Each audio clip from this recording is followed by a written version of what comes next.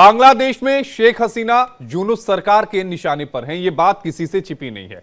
जिस तरह से उन्हें बीते बरस सत्ता से बेदखल कर मुल्क को छोड़ने पर मजबूर कर दिया गया था, उससे तो यह तय हो गया था कि आने वाले वक्त में अवामी लीग के बाकी लोग भी निशाने पर होंगे। लेकिन पार्टी को निशाना बनाते बनाते बांग्लादेश अपने ही इतिहास पर भी हमला करेगा, इसका अंदाजा शायद किसी को नहीं था। लेकिन आज की तारीख में यह हो भी रहा है। जिसने मुल्क की बुनियाद रखी, उन्हीं के चेहरे पर कालिक पोती जा रही है, उन्हीं की निशानियों को बदरंग किया जा रहा है। इससे भी दिलचस्प यह है कि ऐसा होते देख खामोश ना रहने वालों को सबक सिखाया जा रहा है, खासकर उन्हें जो सरकार और उसके सलाहकारों की आलोचना कर रहे हैं। ये सारे इशारे इस बात का पुख्ता करते हैं कि जमहूरियत अब बांग्लादेश में इतिहास हो चुका है। पहले आपको एक रिपोर्ट दिखाते हैं, फिर अपने खास मेहमानों के साथ इस विषय पर चर्चा करेंगे।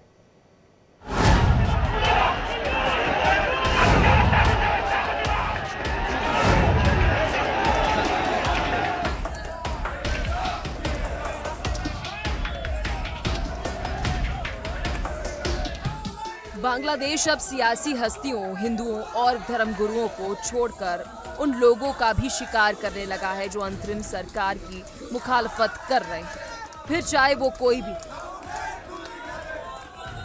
इसी कड़ी में यहां अब मशहूर एक्ट्रेस मेहर अफरोज की गिरफ्तारी की गई। ये गिरफ्तारी गुरुवार की रात अफरोज पर अपने सोशल मीडिया अकाउंट पर अंतरिम सरकार और साथ ही उनके प्रेस सलाहकार की आलोचना का आरोप है। अफरोज की गिरफ्तारी ढाका मेट्रोपॉलिटन पुलिस की डिटेक्टिव ब्रांच ने की।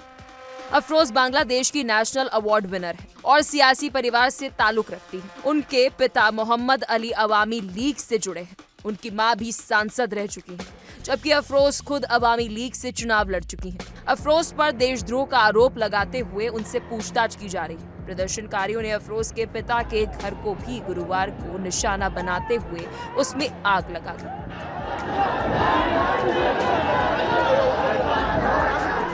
इससे पहले बुधवार को अवामी लीग की नेता और भारत में शरण लिए हुए शेख हसीना के ऑनलाइन भाषण पर हंगामा मच गया। शेख हसीना के पिता और बांग्लादेश के संस्थापक शेख मुजीबुर रहमान के धानमंडी में मौजूद बंगले, जो कि राष्ट्रीय संग्रहालय घोषित किया गया है, उस पर प्रदर्शनकारियों ने हमला कर दिया, बुलडोजर चलाया गया। वहीं यूनुस सरकार ने इस मामले में भारत सरकार के रवैये पर सवाल उठा दिए। इन सारे हालात के बीच बांग्लादेश में दोबारा हुई हिंसा पर वहां की सरकार घड़ियाली आंसू बहा रही है। दूसरी तरफ शेख हसीना ने प्रत्यर्पण को लेकर भारत पर दबाव बना रही है। बांग्लादेश का दोहरा चरित्र बताता है कि किस तरह वो दूसरे के हाथों में खेल रहा है। ये दूसरा कौन है, ये भी जग जाहिर है। Bureau report, India daily.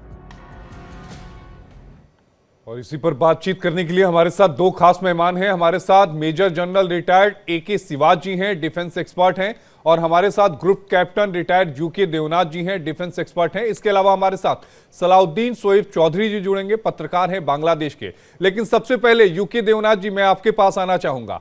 Bangladesh में हो क्या रहा है? जमहूरियत कही तो जा रही है, लेकिन जमहूरियत दिख नहीं जा रही है। जमहूरियत का मतलब यह होता है कि सरकार की आप आलोचना कर सकें, आपको इतना हक होता है, बोलने की आजादी होती है, बोलने की स्वतंत्रता होती है, लिखने की आजादी होती है। लेकिन बांग्लादेश में यह सब कुछ अब खत्म होता हुआ दिख रहा है। बांग्लादेश में कट्टरवादी ताकत जो है, उनको पता है कि अगर उन्होंने जमहूरियत को यानी लोकतंत्र को आगे आने दिया तो वह पावर में नहीं रहेंगे। मोहम्मद यूनुस के जितने सपोर्टर्स हैं, चाहे वो BNP से हों, जमाते इस्लामी के लोग हों, या मुस्लिम छात्र शिविर के बच्चे हों, कॉलेज में पढ़ने वाले बच्चे, इन सब उग्रवादी तत्वों को ये मालूम है कि बांग्लादेश में ये इनके इन प्रकारेन उनको अवामी लीग को बाहर रखना है। शेख हसीना को बांग्लादेश में ले जाकर उनके ऊपर एक कंगारू कोर्ट करके शायद उनको आजीवन कारावास में रखना है, या शायद सजाए मौत देनी है। क्योंकि ऐसा करके ही वो आने वाले इलेक्शंस में, जाहिर बात है इस साल के अंत तक या अगले साल की शुरुआत में वहां इलेक्शन होंगे, अगर अवामी लीग जिंदा रहती है, अगर शेख हसीना रहती हैं, तो इन सब जिहादी तत्वों को मालूम है कि वह इलेक्शन में जीतेंगे नहीं। इसीलिए वो ये इनके इन प्रकार साम दान दंड भेद लगाकर वहां हिंदुओं के ऊपर अत्याचार कर रहे हैं, भारत विरोधी एक्टिविटीज को बढ़ावा दे रहे हैं। बांग्लादेश में हो ये रहा है कि भारत विरोधी आवाज करके वह अपने लिए, जो अभी अंतरिम सरकार है, वो अपने लिए सहानुभूति जुटा रही है, लेकिन उनको मालूम नहीं है कि ये तो बहुत ही शॉर्ट साइटेड पॉलिसी है। वो दिन दूर नहीं जब लोग बांग्लादेश के आम आवाम परेशान होके भारत के साथ फिर से दोस्ती की आहें भरेंगे। जी, वो आहें भरेंगे और चाहेंगे कि भारत के साथ दोस्ती हो। Major general retire AK. Siwach ji एक बांग्लादेश की अभिनेत्री हैं, मेहर अफरोज, जिन्हें अभी डिटेन कर लिया गया है, गिरफ्तार कर लिया गया है। आरोप लगा है कि उन पर राजद्रोह का। कहा यह गया है कि फेसबुक पर उन्होंने सरकार की आलोचना कर दी और यह बात सरकार को नागवार गुजरी। दूसरी बात, उनके पिता जो हैं, उनके घर को, मोहम्मद अली साहब के घर को न सिर्फ तोड़ा गया, फोड़ा गया, बल्कि घर को ही जला दिया गया। यानी पीड़ित को न सिर्फ आरोपी बनाया गया, बल्कि अब उसे दोषी बनाने की कवायद भी शुरू हो गई, क्योंकि उसने सरकार की आलोचना की। हाँ, देखो, सच्चाई यह है कि अभी जो हालात हैं बांग्लादेश के, वो काफ़ी नाजुक है। इसमें कोई शक नहीं कि जो मोहम्मद यूनुस है, जो कि इंटरिम गवर्नमेंट के हेड हैं, वो एक इलेक्टेड प्राइम मिनिस्टर तो थे नहीं। उनको तो पैराट्रूप करके डीप स्टेट अमेरिका के ने भेजा है और उन्होंने डिस्टेबलाइज किया है एक इलेक्टेड गवर्नमेंट को। तो ये सच्चाई है कि आज वो एक मुखड़ा बन गए हैं। असली पावर तो जमात इस्लामी और बांग्लादेश मुजाहिदीन के पास है। आज वहां पर आतंकवाद का माहौल है, रेडिकल एलिमेंट जो हैं, they are calling the shot. और ये सच्चाई है कि सिचुएशन दिन पे दिन खराब होती जा रही है। मगर ये भी बात में दम है कि अब मोहम्मद यूनुस को भी डर लगने लगा है जब से डोनाल्ड ट्रंप आए हैं यूएस में, क्योंकि उनको मालूम है कि डोनाल्ड ट्रंप मोहम्मद यूनुस को लाइक नहीं करते। मोहम्मद यूनुस एक प्रकार डेमोक्रेट का एक पैंदा है, जिसको ने हिलेरी क्लिंटन के इलेक्शन के अंदर भी काफ़ी पैसा लगाया था, बाराक ओबामा के भी क्लोज थे। तो अगर आप देखें, डोनाल्ड ट्रंप ने आते ही जो यूएस एड थी उसको भी बंद कर दिया बांग्लादेश को, और बाकी देश में, पर बांग्लादेश मेन था।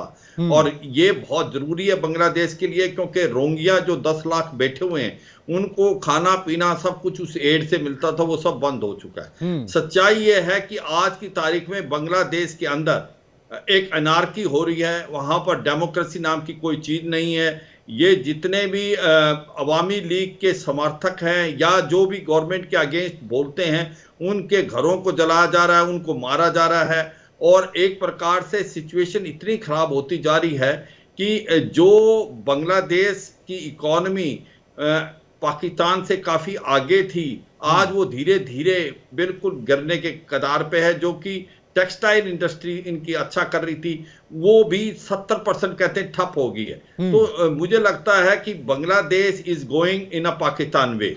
बांग्लादेश में हो क्या रहा है, लेकिन मुझे लगता है, मैं थोड़ा सा इसमें डिफरेंट ओपिनियन रखता हूं। आपने पाकिस्तान का जिक्र किया, मैं कह रहा हूं कि अफगानिस्तान के रास्ते पे चल रहा है वो।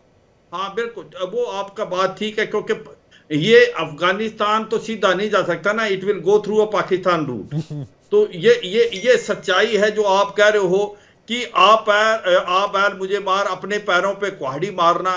एक बांग्लादेश जो कि इकोनॉमिकली बहुत अच्छा कर रहा था, उसका per capita income one point of time Bharat से भी ज्यादा हो गया था। उसकी टेक्सटाइल इंडस्ट्री वर्ल्ड में वन ऑफ द टॉप थी। आज वो किस हालात में है आप देख सकते हैं। वहां पर जिस प्रकार से आतंकवाद बढ़ रहा है, रेडिकल एलिमेंट बढ़ रहे हैं, भारत के लिए क्या चिंता का विषय, वो हमें बहुत ज्यादा देना पड़ेगा। क्योंकि हो क्या रहा है कि 3 चीजें, एक तो आईएसआई अपना गढ़ बना रहा है, और जो चीन है वो बेल्ट रोड इनिशिएटिव से अपने एक प्रकार प्रोजेक्ट लेने की कोशिश कर रहा है बांग्लादेश में। पाकिस्तान क्या कर सकता, पाकिस्तान क्या करेगा? जो कि नॉर्थ ईस्ट के अंदर जो शांति आई थी, उसका one of the main reason था शेख हसीना का एक स्ट्रिक्ट एक्शन लेना। जो एक्सट्रीमिस्ट ग्रुप थे, उनकी एक प्रकार से बेसिस थी चिटागोंग हिल में।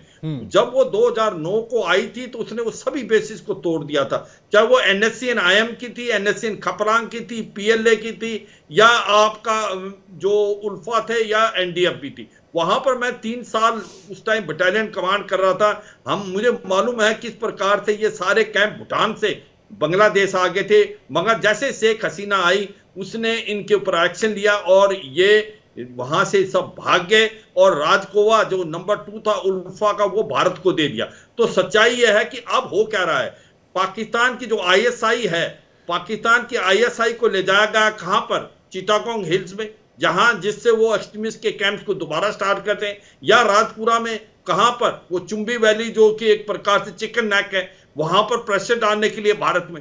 तो एंटी इंडिया सेंटीमेंट आज की तारीख में ये मोहम्मद यूनुस की गवर्नमेंट ट्राई करा रही है। वो मुझे नहीं लग रहा कि अपने देश का कोई हित चाहते हैं। नहीं, लेकिन एक सवाल यूके देवनाथ जी इसमें यह भी उठता है कि अगर हालात इसी तरह से रहे तो गृह युद्ध जैसे हालात बन जाएंगे। अभी तो आप एक तरफा कर रहे हो, दूसरी तरफ से भी तो वार होगा, फिर तो वो तो गृह युद्ध जैसे हालात हो जाएंगे। हर जगह केवल मारकाठी मची रहेगी और इसका सबसे ज्यादा प्रभाव हमारे मुल्क पर पड़ेगा।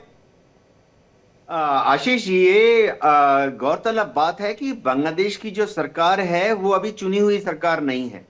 एक और चीज जिसमें कोई संदेह नहीं है कि बांग्लादेश में ज्यादातर लोग जो हैं वो अवामी लीग के समर्थन हैं, हिंदू भी और दूसरी माइनॉरिटीज भी। बांग्लादेश में जितने प्रोफेसर्स, लेक्चरर्स, बुद्धिजीवी, फिलोसफर्स हैं, वो सब अवामी लीग के समर्थक हैं। ये तो सिर्फ दूर दराज के गांव में जो अनपढ़ लोग हैं या भारत से गए हुए जो बिहारी मुस्लिम हैं वो सपोर्ट करते हैं बीएनपी को या जमात जैसे ऑर्गेनाइजेशंस को। ये भी इंपॉर्टेंट है समझना हिस्टोरिकल पर्सपेक्टिव में कि भारत से जो लाखों की तादाद में आजादी के बाद बिहारी मुस्लिम बांग्लादेश चले गए, वो बंगाली नहीं बोलते थे। उन्होंने उस समय के ईस्ट पाकिस्तान यानी आज के बांग्लादेश में जाकर इनके माता पिता या दादा दादी ने बंगाली सीखी। ये लोग जो हैं हिंदी भाषी थे और इन्होंने हमेशा पाकिस्तान का समर्थन किया, 1971 के पहले भी, 1971 के युद्ध के दौरान भी। 1971 के युद्ध के दौरान ये जो बिहारी मुस्लिम्स थे जिन्होंने की बाद में बीएनपी नाम की पार्टी को बनने में मदद की, इन लोगों ने 1971 के युद्ध के दौरान जो मुक्ति वाहिनी थी उसके विरुद्ध काम किया। इन लोगों ने बीएनपी और ये जो बिहारी मुस्लिम्स हैं, इन लोगों ने और जमात के जो लोग हैं, इन लोगों ने पाकिस्तान की आर्मी को सपोर्ट किया 1971 के बांग्लादेश नरसंहार के समय। तो अभी भी अगर वहां आप जाकर अगर भय का माहौल ना हो तो आधी से ज्यादा देश की जो आबादी है वो अवामी लीग की सपोर्टर है। सिर्फ भय के कारण लोग चुपचाप बैठे हैं। आज भी फ्री एंड फेयर इलेक्शन करा दे, अवामी लीग को रिकॉग्निशन, एक मौका दे इलेक्शन लड़ने का और शेख हसीना को जाकर वापस चुनाव प्रचार करने का एक मौका दे, तो जाहिर बात है कि बीएनपी या ये जो मुस्लिम जिहादी एलिमेंट्स हैं, धार्मिक। लेकिन एक बड़ा सवाल यहां पर आप यूके देवनाथ जी उठा रहे हैं, आप ये कह रहे हैं कि फ्री एंड फेयर इलेक्शन जो है वो कराई जाए। इसका जवाब मैं AK शिवाजी आपसे ले लेता हूं। फ्री एंड फेयर इलेक्शन का मतलब है कि सभी पार्टियों को मतदान में या फिर जनता के बीच जाने का मौका मिले। अवामी लीग की स्थिति क्या है बांग्लादेश में, ये हम सब जान रहे हैं कि अगर कोई अवामी लीग के समर्थन में बोलता है तो उसके साथ क्या होगा। ऐसे में सवाल ये उठता है कि फ्री एंड फेयर इलेक्शन कैसे होगा। क्या अगर कोई कैंडिडेट अवामी लीग की तरफ से उठता है या फिर चुनाव लड़ता है तो उसकी सिक्योरिटी की हिफाजत कौन करेगा, वो भी तब जब हम ये देख रहे हैं कि सेना में भी बांग्लादेश की 3 अलग अलग हिस्से बन गए हैं। हाँ बिल्कुल, देखो सच्चाई क्या आशीष, आपको यह समझना पड़ेगा कि जैसे जैसे टाइम पास होगा आप देखेंगे कि मोहम्मद यूनुस के अगेंस्ट आवाज स्टार्ट हो जाएगी। क्योंकि जिस प्लेटफॉर्म पे ये आए थे कि हम इकोनॉमी को सुधारेंगे और हम काफी बदलाव लाएंगे, तो बदलाव तो ला दिया ना। नहीं, ये बदलाव तो अच्छा नहीं है, ये तो गिरा देगा बांग्लादेश को, डुबा देगा बांग्लादेश का। मैं आपको एक सच्चाई प्रस्तुत करता हूं जो बांग्लादेश में होगा क्या। मैं ये मानता हूं आज की तारीख में एंटी इंडिया सेंटीमेंट और अवामी लीग के अगेंस्ट बहुत कुछ है, मगर ये भी सच्चाई, अगर वाकई बात ठीक है, अगर इलेक्शन फेयर एंड फ्री होते हैं तो एक बहुत बड़ा पक्ता है जो कि अवामी लीग का है, 35 से 40% के करीब। आज वो साइलेंट हैं क्योंकि उनके ऊपर एक प्रकार से जुल्म ढाए जा रहे हैं, उनके ऊपर वायलेंस यूज हो रहा है। ये जमातें कर रहा है या बांग्लादेश मुजाहिदीन या ISI का ऑर्केस्ट्रेटेड है। ये ज्यादा देर तक नहीं रहेगा क्योंकि जो BNP है, जो बांग्लादेश नेशनल पार्टी, वो भी नहीं चाहती कि इन ऐसे एलिमेंट, वो भी चाहते हैं इलेक्शन जल्दी हो। और मुझे लगता नहीं कि ये जो मोहम्मद यूनुस है इलेक्शन कराएगा, ये किसी न किसी वजह से इलेक्शन को टालता रहेगा। और ऐसे में आप देखें विरोध प्रकट होगा, ये विरोध आएगा बांग्लादेश से ही, क्योंकि ये मोहम्मद यूनुस जो है एक मुखड़ा है, ये इसकी कोई कैपेबिलिटी नहीं है। अगर इसके अंदर हिम्मत और ताकत या काबिलियत होती तो ये सिचुएशन को कंट्रोल कर लेता। अभी 6 महीने से ज्यादा हो गया, क्यों नहीं कर पा रहा? क्योंकि ये एक प्रकार से ऐसा मुखड़ा है जिसने आईएसआई को लूज रोप दे रखा है, जमाते इस्लामी मुजाहिदीन बांग्लादेश को दे रखा है, इधर से रोहिंग्या इनके ऊपर हमले कर रहे हैं ईस्टर्न बांग्लादेश में। और रोहिंग्या के साथ साथ सबसे बड़ी प्रॉब्लम क्या है, जो अराकान आर्मी ने हमले किए हैं, रोहिंग्या को ये भारत में भेजने की कोशिश करेंगे। तो मुझे लगता नहीं कि ये सक्सेसफुल रहेंगे, ये देश को डुबो देंगे। और मुझे लगता है आवाज तो इनकी आवाम से आएगी। ऐसा कोई देश देखा है जो कि अपना फादर ऑफ नेशन, जिसने पता है शेख मुजीबुर रहमान ने अपनी जिंदगी दावे पे लगा के बांग्लादेश की आजादी ली, आज उसी की जो भी कोई निशानी थी उसको तोड़ दे और ये कहें कि वो एक ट्रेटर है। ये मैं लगता है कि इससे ज्यादा ऐसा देश नहीं हो सकता जो कि अपने ही पूर्वजों को भूल जाए। तो मुझे लगता है कि बांग्लादेश रियलाइज करेगा अपनी मिस्टेक, मगर अभी माहौल ठीक नहीं है।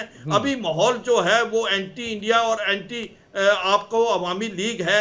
मगर जिस तरीके से ये अब लेके जा रहा है मोहम्मद यूनुस, गवर्नमेंट से अपनी इकोनॉमी को ठीक नहीं कर पा रहा है और आतंकवाद बढ़ रहा है। उसके बाद सबसे इंपॉर्टेंट चीज क्या हो रही है कि जो रोहिंग्याज हैं, जो 10 लाख के करीब बिठा रखे थे इन्होंने बॉर्डर कोक्स बाजार में, वो अब अंदर की तरफ आ रहे हैं बांग्लादेश में और भारत की तरफ भी आ रहे हैं। अराकान आर्मी ईस्टर्न बांग्लादेश में बहुत सक्रिय है। तो मुझे लगता नहीं कि ये ज्यादा देर तक इसकी सिचुएशन चलेगी। डोनाल्ड ट्रंप इस पर क्या एक्शन लेते हैं? जिस प्रकार से भारत के प्रधानमंत्री 12 और 13 तारीख को अभी यूएस में जाएंगे, क्या बातचीत होती है, उससे भी बड़ा इशारा काफी होगा। क्योंकि डोनाल्ड ट्रंप मोहम्मद यूनुस को बिल्कुल लाइक नहीं करते। उनको पता है ये एक मुखड़ा था डेमोक्रेट्स का, डीप स्टेट का, ये देश को डुबो देगा। और जिस प्रकार से बांग्लादेश के हालात, आपने इशारा किया था पाकिस्तान या अफगानिस्तान, हाँ मुझे लगता है अफगानिस्तान से भी ये नीचे चला जाएगा, अनारकी आएगी, उनकी जो इकोनॉमी थी वो डूब जाएगी। अब ये पैसे के लिए मोहताज हो जाएंगे, कटोरा लेके ये भी स्टार्ट कर देंगे पाकिस्तान की तरह आईएम से लोन या वर्ल्ड बैंक से। और ये सारी सिचुएशन जो है ये क्रिएट की है एक ही गलती से, जो अमेरिका ने अपनी डीप स्टेट से जो कार्रवाई 5 अगस्त को कराई, वो एक प्रकार बांग्लादेश के लिए आने वाले टाइम के लिए बहुत बड़ी गलती सिद्ध होगी। और मुझे लगता नहीं कि ज्यादा देर तक ये मोहम्मद यूनुस रुक पाएगा या टिक पाएगा।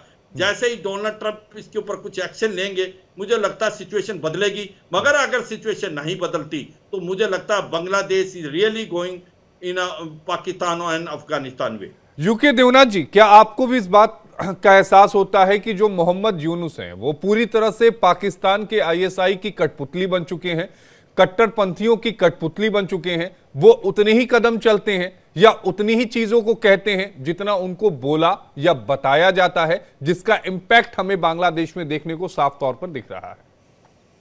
आशीष, एकदम सही कहा आपने। मोहम्मद यूनुस जो हैं वो पॉलिटिशियन नहीं है, शायद सोशल वर्कर थे, शायद मानव अधिकारों की रक्षा के लिए उन्होंने कुछ काम किया। लेकिन आज बांग्लादेश में वो अपने बलबूते पर एक भी सीट नहीं जीत सकते। वो अगर खुद भी इलेक्शन में खड़े हो जाएंगे तो शायद उनको 10 वोट नहीं मिलेंगे। ये तो उनको एक टिटुलर यानी नाम के वास्ते एक हेड बनाया हुआ है। अगर आप देखें बांग्लादेश की सरकार अभी तक उनके लिए प्राइम मिनिस्टर शब्द का इस्तेमाल नहीं करते, बस कहते हैं जी चीफ एडवाइजर है। मोहम्मद यूनुस की सबसे बड़ी कमजोरी ये है कि वो नहीं जानते कि उनको किसी दिन भी ये उठाकर यूज एंड थ्रो। अगर आज बांग्लादेश के जो कट्टरवादी हैं, अगर इनको लगता है कि मोहम्मद यूनुस उनका जो आदेश है उसको ब्लाइंडली फॉलो नहीं कर रहे हैं, तो उन्होंने दूध में पड़ी मक्खी की तरह से मोहम्मद यूनुस को निकालकर फेंक देना है। मोहम्मद यूनुस अभी जो इलेक्शन हो रहे हैं आप देखेंगे, उसके बाद उनको कोई भी पूछेगा नहीं, क्योंकि बांग्लादेश की इलेक्शन कमीशन को पूरी तरह से तोड़ मरोड़ा जा रहा है। इलेक्शन इस तरह से कराए जाएंगे जिसमें कि एक कृत्रिम तरीके से वहां पे जो सरकार बनेगी उसमें बीएमपी के लोग होंगे, उसमें जमाते इस्लामी के लोग होंगे, मुस्लिम छात्र शिविर के जो कैंडिडेट्स वही होंगे। तो ये जब आर्टिफिशियल सरकार आ जाएगी तो इन्होंने अपने ही नुमाइंदे को प्रेसिडेंट, प्राइम मिनिस्टर और सारे इंपॉर्टेंट मिनिस्ट्रीज देने हैं। मोहम्मद यूनुस को इन्होंने वापस एक हवाई जहाज में बिठाकर यूरोप या अमेरिका में भेज देना है जी। लेकिन उसका जो इम्पैक्ट है यूके देवनाथ जी, वो हमारे मुल्क पर तो आएगा ना। अगर वहां गृह युद्ध जैसे हालात हो जाते हैं, या वहां कट्टरपंथी जो हैं वो शीर्ष पदों पर बैठ जाते हैं, या अगर चुनाव के बाद कट्टरपंथियों की ही सरकार बन जाती है, तो भी तो हमारे मुल्क के लिए खतरनाक है ना। हाँ आशीष, इसमें कोई शक नहीं है कि बांग्लादेश में जो कुछ हो रहा है उसके ऊपर भारत सरकार ने बहुत पैनी नजर रखी हुई है। विदेश मंत्रालय हर रोज, हर घंटे बांग्लादेश में क्या डेवलपमेंट हो रहा है उसको भांप रहा है। हमारी इंटेलिजेंस एजेंसीज भी सूंघ सूंघ कर सरकार को हर मिनट खबर दे रही है क्या हो रहा है। लेकिन अच्छी बात है कि जब हमारे विदेश सचिव वहां गए थे तो बातचीत हुई। अभी भी श्री एस जयशंकर जी जो हैं बांग्लादेश के विदेश मंत्रालय के साथ लगातार संपर्क में हैं। बांग्लादेश का जो हाई कमीशन भारत में है उनके पास रोज हमारे डिप्लोमेट्स मिलते हैं। उम्मीद की जा रही है कि बहुत जल्दी बांग्लादेश में जो इलेक्शन होंगे उसके बाद जो सरकार चुनकर आएगी वो जनता की असली प्रतिनिधित्व करेगी और भारत सरकार उसके साथ दिल खोलकर डील करेगी। शायद आने वाले समय में आस्ते आस्ते वहां इलेक्शन के बाद ये जो कट्टर एलिमेंट्स हैं, धार्मिक उन्मादी हैं, ये पृष्ठभूमि में चले जाएंगे, ऐसा आकलन है। ये बहुत मुश्किल लग रहा है, क्योंकि देखिए इलेक्शन जो अभी सूत्र बता रहे हैं कि अगस्त या फिर सितंबर में करने की बात आ रही है। इसका जवाब मैं एक ही शिवाजी जी आपसे लूंगा। आ रही है, अभी बात ये आ रही है, कंफर्म नहीं है कि सितंबर या अक्टूबर में ये है इलेक्शन करा देंगे। मान लीजिए ये 1-2 महीने और खिंच जाता है, 7-8 महीने में तो बांग्लादेश पूरी तरह से जल जाएगा। बिल्कुल आशीष, ये इसमें कोई शक नहीं। और मुझे लगता नहीं कि ये सितंबर अक्टूबर में भी कराएंगे, क्योंकि कोई ना कोई बहाना लगा के ये इलेक्शन को हो सकता है आगे की तरफ ले जाएं, 2026 की तरफ। मगर ये सच्चाई है कि वाकई बांग्लादेश जो है उसकी इकोनॉमी कंडीशन धीरे धीरे बहुत खराब होती जा रही है। और इतनी बड़ी उसकी इकोनॉमी नहीं थी, कोविड-19 के बाद थोड़ी सी उनकी भी इकोनॉमी डिगमगाई थी, मगर शेख हसीना उसको वापस ट्रैक पे ले आती। मगर मोहम्मद यूनुस जो वैसे तो नोबेल लॉरेट हैं ये ग्रामीण बैंक में, मगर इनके ऊपर करप्शन चार्ज भी बहुत थे और इसीलिए ये देश छोड़ के भागे थे। अब सच्चाई ये है कि जिस प्रकार से ये देश को लीडरशिप दे रहे हैं, मुझे लगता नहीं कि देश वापस आएगा। देश तो धीरे धीरे खत्म होने की तरफ जा रहा है। मुझे लगता है कि जिस प्रकार से 3 बीएमपी के मेंबर्स भी मिले हैं डोनाल्ड ट्रंप से जाके, वो भी चाहते हैं कि जो ऑपोजिशन, मेन ऑपोजिशन है बीएनपी, वो भी इसके साथ नहीं खड़ी, वो भी चाहते हैं इलेक्शन। कल को मान लो बीएनपी चुन के आती है तो भारत को कोई प्रॉब्लम नहीं कि जो भी चुन के आए भारत उसके साथ रिलेशनशिप रखने को तैयार है। भारत डेमोक्रेटिकली इलेक्टेड जो भी वहां पर सरकार बनती है उसके साथ काम करना चाहता है। मुझे एक चीज और लगती है आशीष, जो उसको हमें बड़े ध्यान से हम उसके बारे में ज्यादा बात नहीं करें, फौज का क्या रोल है। क्योंकि आप देखें चाहे वो पाकिस्तान हो या बांग्लादेश हो, फौज ने हरदम कंट्रोल किया है। जो आपने 1975 के अंदर जब फादर ऑफ नेशन शेख के फादर जो थे शेख मुजीबुर रहमान, उनको मारा गया था, जनरल जिया फिर बाद में आए, उनको भी मारा गया। और 1996 के बाद ऐसा हुआ नहीं है, मगर फौज भी ध्यान से देख रही है। जनरल जमान जो थे वो एक प्रकार बहुत क्लोज थे शेख हसीना के, वो रिलेटिव थे। उनका क्या रोल होगा आने वाले समय में, ये भी एक प्रकार से क्वेश्चन मार्क है। क्योंकि 2 पॉइंट है, एक तो क्या फौज कहीं इंटरफेयर कर सकती है, दूसरा जो फौज ने अभी एक प्रकार से थोड़ा सा रिफ्लेक्शन दिया है वो अच्छा नहीं है। बॉर्डर गार्ड बांग्लादेश काफी सक्रिय होने की कोशिश कर रहा है बॉर्डर पे, वो बीएसएफ के साथ कोऑपरेट नहीं कर रहा।